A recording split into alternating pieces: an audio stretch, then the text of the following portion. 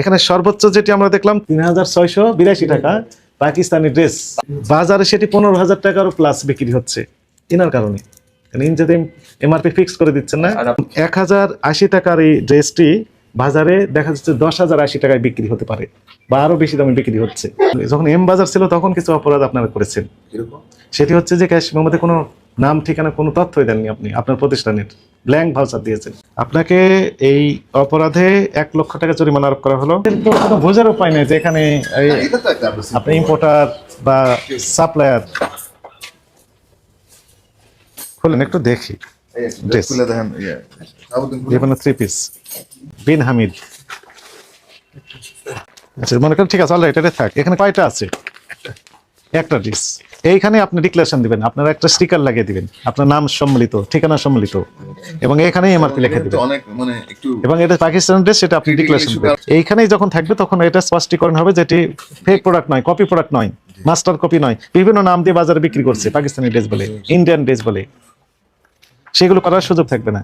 আর ওই যে ১৬০০ টাকা ড্রেস, ১৬,০০০, আচ্ছা ঠিক আছে, এগুলো করার সুযোগ থাকবে না। কিন্তু এটা একটা মানে একটু টাফ ইস্যু। আপনি প্রত্যেকটা ইন্ডিভিজুয়ালি আমাদের হোলসেলের ক্ষেত্রে আমাদের জন্য টাফ ইস্যু, কারণ দেখা গেছে যে এটার নাম কি লেখা আছে?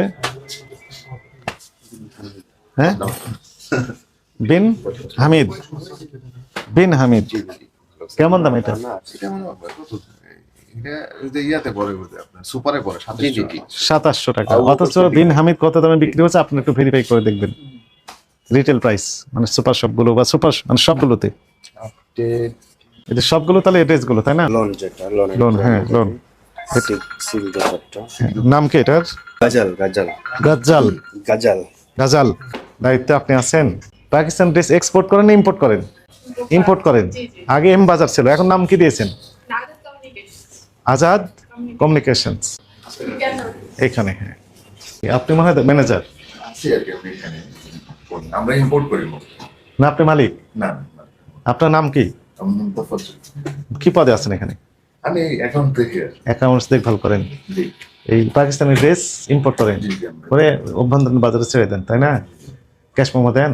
হ্যাঁ না, ক্যাশ মেমো বলতে আমাদের তো দেখি বের করেন, ক্যাশ মেমো গুলো বের করেন। 3 পিস বিক্রি করছেন এবং প্রতিটার দাম কত নিয়েছেন? ১৫২৪ টাকা ৭৮ পয়সা। ১৫২৪ টাকা ৭৮ পয়সায় নিয়েছেন আপনি, তাই না? রিটেইলার কি সেল করবে এটা তো আমার দেখার বিষয় না। আমি যখন বিক্রি করবো টোটালি এটা তার রেসপন্সিবিলিটি, সে কি প্রাইসে বিক্রি করবে, সে তার কি এক্সপেন্স আছে কি আছে ওটা তার। এটা নিয়ে আমাকে আপনি মানে হোলসেলার হিসাবে আপনি আমাকে বলতে পারেন না যে আপনি এটা সিলেক্ট করে আপনি দিবেন। হোলসেল না, শুধু আপনি হচ্ছে ইম্পোর্টার। হ্যাঁ ইম্পোর্টার। এটাই তো ইম্পোর্টার হিসেবে আপনার রেসপন্সিবিলিটি কি? আপনি কি আইন কানুন পড়ে বলতেছেন না গায়ের জোরে বলতেছেন? না না, গায়ের জোরে কেন বলবো? না, আইন পড়েছেন আপনি? না না, আইন জানা আছে কিনা আপনার? না না, আমি ওটা জানি না। জানেন না? জানেন না তারপর আপনি বলছেন কেন? আমরা তো আইন জেনে আসছি। আচ্ছা বলেন, তাহলে বলেন। যে কোনো প্রোডাক্ট আপনি যখন বিদেশ থেকে নিয়ে আসবেন তখন ইম্পোর্টার হিসেবে, যেহেতু আপনি সাপ্লায়ারও, আপনার দায়িত্ব হচ্ছে ডিক্লারেশন দেওয়া নিজেকে যে আমার নাম অমুক, আপনার নাম কি যেমন বলেছেন এখানে আজাদ কমিউনিকেশনস, এবং আপনি স্পেসিফিক অ্যাড্রেস লিখে দিতে হবে এখানে একটা ট্যাগে। আপনার নাম থাকবে প্রতিষ্ঠানের এবং আপনার একদম হোল্ডিং নাম্বার সহ ঠিকানা থাকবে, আপনার কন্ট্যাক্ট নাম্বার ওখানে থাকবে, মোবাইল ফোন অথবা টেলিফোন যেখানে আপনাকে রিচ করা যাবে। এরপরে আপনি ওখানে লিখে দেবেন এমআরপি কত হবে, ম্যাক্সিমাম রিটেল প্রাইস কত হবে এই প্রোডাক্টের, সেটি আপনাকে ডিক্লারেশন দিতে হবে। এই এমআরপি নির্ধারণের ক্ষেত্রে আপনি হিসাব করবেন যে আপনার কস্টিং কত পড়েছে, আপনি কি পরিমাণ লাভ চান, এরপরে আপনার কয় হাত বদল হচ্ছে। তাহলে যদি একদম ডাইরেক্ট খুচরা বিক্রেতাকে আপনি দেন তাহলে একরকম রেট হতে পারে, আর যদি মনে করেন যে না আরেকটা হাত সেখানে রয়েছে তাহলে তাকে কত টাকা লাভ দিবেন, আর রিটেলার যিনি ওনাকে কত লাভ দিবেন, এটা হিসাব করেই আপনাকে ওখানে ফিক্সড প্রাইস করে দিতে হবে। কেউ এর বাইরে যেতে পারবে না। যদি যায় আপনার পরে, আপনার দায়িত্ব না, তখন দায়িত্ব হচ্ছে তাদের উপর বর্তাবে। এখন আপনি যখন মনে করেন ফিক্সড প্রাইস করে দিলেন না, তখন ১,০৮০ টাকার এই ড্রেসটি বাজারে দেখা যাচ্ছে ১০,০৮০ টাকায় বিক্রি হতে পারে বা আরো বেশি দামে বিক্রি হচ্ছে, অথচ আপনি বেনিফিটেড হচ্ছেন না। আপনি তো ১,০৮০ বিক্রি করে যে লাভটা পেয়েছেন এর ভিতরে লিমিটেড থাকছেন, কিন্তু আপনার পরের যে হাত বদল হচ্ছে তখন এই ১,০৮০ টাকার ড্রেস ১০,০৮০ টাকা হয়ে যাচ্ছে। এই জন্য আপনার দায়িত্ব হচ্ছে এটি ফিক্সড করে দেওয়া, যেন কেউ আনলিমিটেড লাভ করতে না পারে। এটা আপনার দায়িত্ব, আইনে লেখা আছে। আচ্ছা ওটা আমার জানা ছিল। তো জানা ছিল না, তারপর আপনি তর্ক করলেন কেন বলেন? ওটা জানা ছিল না, তাহলে আপনি ভুল করেছেন। হ্যাঁ শেষ অবশ্যই, যদি এটি ভুল হয়েছে, অবশ্যই এটি ভুল হয়েছে। শেষ করতেছি আমি। গুড। এবার আসেন, আপনি তো এটা দেখালেন, হ্যাঁ, আমাদের কাছে আরো কিছু এভিডেন্স আছে আপনার। এই এই প্রতিষ্ঠানের নামটা মনে হয় আগে ছিল হচ্ছে কি ছিল বলেন তো, এম বাজার ছিল। না, এমবাজারে আমাদের একটা এমনি ছোট একটা রিটেল পার্ট ছিল, এটা ওইরকম, এটা এখন ক্লোজ করে দিয়েছি আমরা। ক্লোজ করে দিয়েছেন, কিন্তু যখন এম বাজার ছিল তখন কিছু অপরাধ আপনারা করেছেন। কিরকম? সেটি হচ্ছে যে ক্যাশ মেমোতে কোনো নাম ঠিকানা কোনো তথ্যই দেননি আপনি, আপনার প্রতিষ্ঠানের ব্ল্যাঙ্ক ভাউচার দিয়েছেন। না, ওটা আমার কাছে আছে, আমি ক্যাশ মেমো নিয়ে আসছি অনেকগুলো, অনেক ক্যাশ মেমো নিয়ে আসছি তো। কিন্তু এমবাজারের নামে কি হয়েছে কিনা এটা তো। যেমন এক্সাম্পল বলি, এই যে ভদ্রলোক সারাজ কালেকশন, জি জি। চেনেন এনাকে? এনাকে আপনি এখনো সাপ্লাই দেন। আচ্ছা, হ্যাঁ। এনার ঠিকানা এক জায়গায়, সেটি হচ্ছে ওই যে ইস্টার্ন মল্লিকা। ইস্টার্ন মল্লিকা। উনি এই যে লিখিত স্টেটমেন্ট দিয়েছেন, আচ্ছা। আপনার কাছে এই ড্রেসগুলো কিনেন, আপনি কোনো ক্যাশ মেমো দেন না, পাকা ক্যাশ মেমো দেন না, এবং আমাকে ক্যাশ মেমো দেন। এবং নাম তো এটা কি কি ড্রেস পাঠান সেগুলো তথ্য দিয়েছেন। এবং দেখেন ক্যাশ মেমো দেখেন, এই যে আপনার এখানে কোনো নাম ঠিকানা কিচ্ছু, আপনার নাম এম বাজার না, আপনার নাম এই যে নতুন নাম দিয়েছেন, যেটি কি নাম দিয়েছেন, আজাদ কমিউনিকেশনস, কোনো ইনফরমেশন এখানে নেই, আপনার নাম নাই, আপনার ঠিকানা নেই, এটা এখন আপনার যদি কন্ট্যাক্ট যদি নাম্বার আমাকে নেই। এটা দেখেন সারাজ কালেকশনের নামে এটা যে এটা হইছে, এটা হলো আপনার জিপিতে সেট নিছে সে সাত মানে না না, এই একটি না, এখানে অনেক দিয়েছে, উনি তো প্রচুর পরিমাণে ক্যাশ মেমো দিয়েছে, একটি না। নাম না থাকলে এটা কার থেকে নিছে ওটা তো আর মানে এই যে আপনার এখানে লিখিত দিয়েছেন, তাহলে আপনাকে উভয়কে আমরা মুখোমুখি করাই, এই যে মুখোমুখি করাই। এটা আবার আমার সেলস পার্ট আছে, তো আমার সেলসে এখানে এটা কি করছে ওটা আবার দেখতে হবে, কিন্তু এই যে কার কাছে বিক্রি করছে কি। এটা সেলসের পার্ট আবার আলাদা। আমি তো একটা জিনিস দেখি, আমি হলো এই জিনিসগুলো দেখি। আমি সেলসের ক্ষেত্রে গিয়ে সে কোথায় বিক্রি করছে ওটা তো আর আমি পারফেক্ট আনসার দিতে পারবো না। হ্যাঁ, কিন্তু এখানে কি মনে হচ্ছে আপনার? আমার কথা শুনুন, সেলসের ক্ষেত্রে তো আর আমি দিতে পারবো না যে সেলস। আমরা তো এখানে এসেছি আপনার সেলস এর জন্য, যিনি এটার জন্য লায়াবল, কথা যিনি বলো, এটার জন্য রেসপন্সিবল, তাকে একটু দয়া করে রাখেন। হ্যাঁ, এখানে আমরা যেটি দেখলাম এনার কাছে, সেটি হচ্ছে খুব, রেটটা তো খুব বেশি নয় এনার কাছে, যেটি আমরা দেখলাম কত বলা হচ্ছে 1269 টাকা পাকিস্তানি ড্রেস হোলসেল করেছেন ইনি। না না না না, এটা দেখেন। হ্যাঁ, এটা দেখি, এটা পড়ি, তারপরে 1695 টাকা। এক মিনিট আমি একটু সময়, এটার সমস্যাটা কি বলেন? না না, এটা তো আপনার প্রত্যেকটা জিনিসের এক একটা তো মানে দাম তো এখানে বেশিও আছে। 1015 টাকা হ্যাঁ, বেশি থাকুক। যেটা যেটা মাত্র। যেটা এখানে আছে সেটা 10,000, 12, 15,000 যেমনটি যা পাই। এখানে সর্বোচ্চ যেটি আমরা দেখলাম 3682 টাকা, 3682 টাকা পাকিস্তানি ড্রেস। বাজারে সেটা কত বিক্রি হচ্ছে? বাজারে সেটি 15,000 টাকারও প্লাস বিক্রি হচ্ছে এনার কারণে। ইনি যদি এমআরপি ফিক্স করে দিচ্ছেন না, আর সুপার সুপার মানে সবচেয়ে সবচেয়ে ভালো। yes, ভালোটা। এখানে আমরা দেখলাম 1260 টাকা। কবে? এটা হচ্ছে 5-3 5/3/2025, মানে এই মাসের 5 তারিখের ঘটনা। এটা কত টাকা লিখেছেন? 2048 টাকা, তাই না? 1282 টাকা, 1024 টাকা, 1024 টাকা। এই ড্রেস 2488 টাকা, 2488 টাকা 70 পয়সা, 1549 টাকা 57 পয়সা, 2473 টাকা 91 পয়সা। এটা তো সর্বোচ্চ রেট আমরা পেলাম। না, আরো 700 টাকা মতো। আচ্ছা 700 টাকা। আচ্ছা, 1560 টাকা 87 পয়সা, 1243 টাকা 48 পয়সা। আমি যদি ভুল না করি এটা হচ্ছে আপনার হ্যাঁ, বিক্রয় মূল্য। সর্বোচ্চ এটা আপনার বিক্রয় মূল্য। 3778 টাকা 26 পয়সা। আচ্ছা, আপনি এই যে বিক্রি করলেন, এখন থেকে তো ট্যাগ লাগিয়ে দিতে হবে আপনাকে, যে এটা পাকিস্তানি। আমি আরেকটা বিষয় আপনাকে ক্লিয়ার করি। মহামান্য হাইকোর্ট থেকে একটি রায়, ঐতিহাসিক একটি রায় হয়েছে, এই অনলাইন ব্যবসা বা এই বিদেশি যে পাকিস্তানি ড্রেস, স্পেশালি পাকিস্তানি ড্রেসের এর ব্যাপারে সানবিজ বাই তনি নামের এক ভদ্র মহিলা, ওনাকে চিনেন মনে হয়, দেখছি আমি দেখেছেন, অনেক right? কি হইছে তো। উনি আমাদের রায়ে অসন্তুষ্ট হয়ে মহামান্য হাইকোর্টে রিট করেছিলেন। সেই রিটে তো ওনার পক্ষে তো যায়নি, খারিজ করে দিয়েছেন। দেওয়ার পর ওখানে কিছু ইনস্ট্রাকশন দিয়ে নিচ্ছে মহামান্য হাইকোর্ট, 9টি ইনস্ট্রাকশনস দিয়েছেন, নির্দেশনা দিয়েছেন। তো মহামান্য হাইকোর্টের নির্দেশনা সবাইকে মানতে বাধ্য। তার ভিতরে একটা ছিল যে এই যে পাকিস্তানি ড্রেস বা বিদেশি ড্রেস, সেগুলো নিশ্চিত করার জন্য যা যা করণীয় সেটা করতে হবে। তা আপনি বিক্রি করে দিলেন, মনে করেন ট্যাক্স ছাড়াই দিলেন। আপনি জানেন যে পাকিস্তানি ড্রেস আপনি বিক্রি করলেন, ইম্পোর্টার, ঠিক আছে, এই ড্রেসের মাস্টার কপি আবার বিক্রি হয়ে যাচ্ছে। আপনার কাছ থেকে নিচ্ছে 10টি পিস, কিন্তু 15টা নিচ্ছে বাইরে থেকে master piece copy copy copy করা। বাংলাদেশ তো কপি করবে, আচ্ছা। যখন এটা পপুলার থাকে তখন। কিন্তু ওই যে আপনি ট্যাগ লাগিয়ে দিচ্ছেন না, আপনি তো ডিক্লারেশন দিচ্ছেন না যেটি পাকিস্তানি ড্রেস। এই কারণেই মূলত ওনারা সেই সুযোগটা নিচ্ছেন।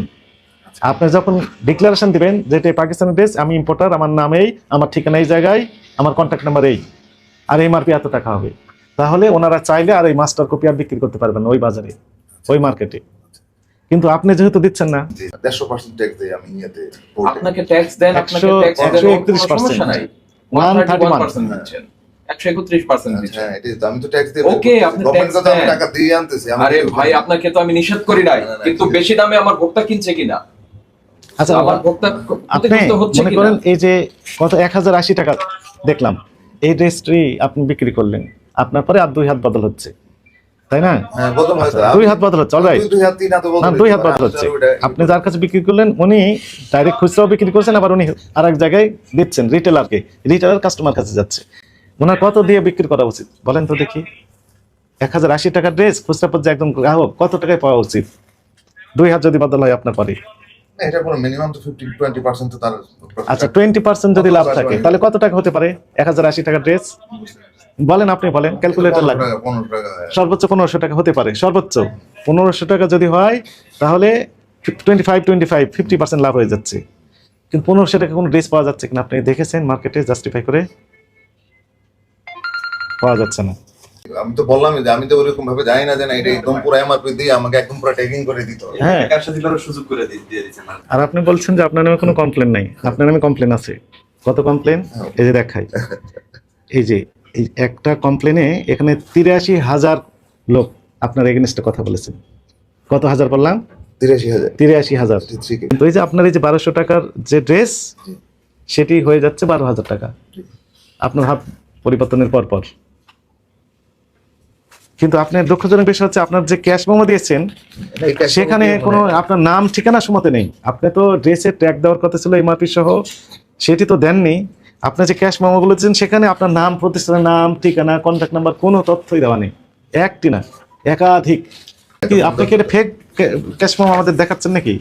না, এইটা? এটা 6.3 আমি এখানে ওনারা ওটা দেখাননি, ওনারা দেখাচ্ছেন যেটা সেটার সাথে আপনার মিল নেই। ওনারা তো এটা হাইড করবে, ওনারা তো ওই ব্লু পেপার দেখাবে না। কিন্তু এটা আপনার নাম ঠিকানা বিহীন দিচ্ছেন কেন তাহলে? না, এটা তো এটা কি আমরা দিয়েছি কিনা বা ওনারা ইয়ে করছে কিনা ওটাও দেখার ইস্যু জিনিসটা।